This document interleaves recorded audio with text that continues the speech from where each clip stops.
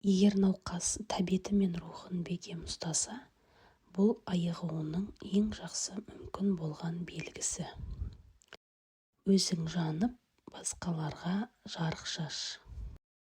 Аштық әл-дәрменді кетіріп, әлсіретіп өлтіреді.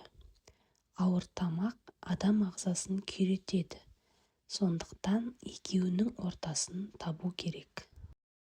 Ми сау болып тыныш күйде болса, одан дұрыс ой шығады. Адам ағзасы тазаланбаса, кез келген тамақ зиян келтіреді. Дәрігер адамдарға мейірімді, ашық болу керек. Қаталдық оны сау адамға да, науқас адамға да қолжетімсіз етеді. Қорқыныш пен өкіну бойды дендеп алса, арты ауруға айналады. Адам денесінде сұйық пен құрғақ, ащы мен тұщы, суық пен жылу тепе-теңдікте болғанда ғана денсаулық мықты болады. Тек ауруды ғана емдеп қоймай, оны тудыратын себеп-салдарын жою керек. Емделуді ешқашан кейінге қалдырма.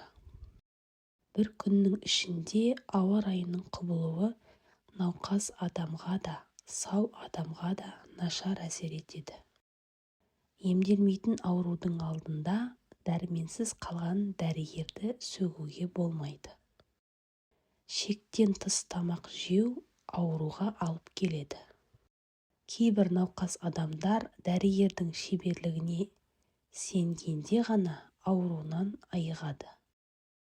Маскүнем әке мен ана әлсіз аурушаң балалардың пайда болуына нақты себеп. Егер ұйқы жанға батқанды басса, ауру қауіпті емес. Табиғат бізге бергендей, күндіз жұмыс жасап, түнде ұйықтау керек. Егер дәрігер пайда келтіре алмаса, зиян келтірмесін.